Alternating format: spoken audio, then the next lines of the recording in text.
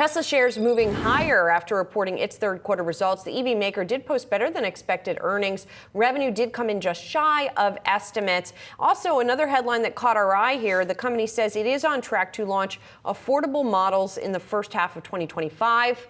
We don't know exactly what that means, but here to take a closer look, we've got RBC Capital Markets Global Autos analyst Tom Narayan. I want to start with that last thing first, if I could. The fact that the company's saying in its statement it's on track to launch these affordable models in the first half of 2025. Really? Do we believe that?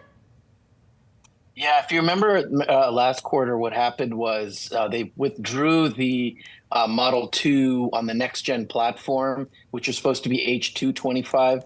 And they said instead, at existing facilities, we're going to make a more affordable car with existing facilities. And a lot of folks were worried that might have meant just a refresh. But this just confirms what they've been saying, which is we're going to get affordable cars in the first half of next year. I actually don't think that's a big surprise. I think people will be happy to hear it, right? We all thought we were going to see something at the Robotaxi event about this.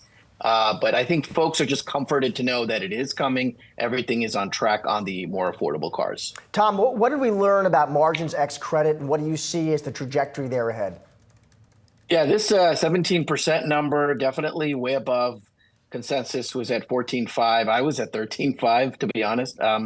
I was expecting it to be lower because of discounting that we know did happen. But I think it shows you their underlying costs for their car business is better than any, EV maker certainly out there. I think it bodes very well. They did do some discounting, and they're going to try to get that growth number for the full year. So Q4, you're going to see some price cutting. But if they can still do a 17% margin ex credits, that's a pretty strong signal that they can continue to hold on to margins. And we haven't even talked about the credits, which were huge too. And energy storage, which had strong margins, it looks like. There's a lot to like here. Let's put it that way. It kind of across the board. I was expecting some wins, some losses. I'm not seeing a lot of losses here. And the company also saying it says it's going to see slight growth in those deliveries for the full year.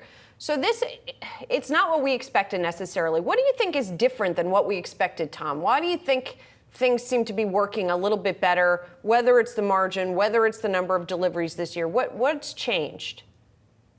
Yeah, I mean, folks were expecting it to be down this year volumes. It was up in 3Q, and then everyone thought that was because of price discounting. But it looks like even though the costs were higher, I think what might be happening here is, they did do an FSD upgrade, right? If you remember correctly, and even as very recently, it's been potentially boosting numbers. They talked about it right here in this release. The services number was pretty high.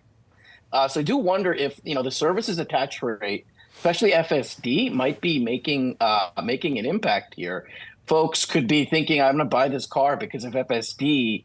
That may be catalyzing demand and kind of, even though the models are maybe a little long in the tooth, right?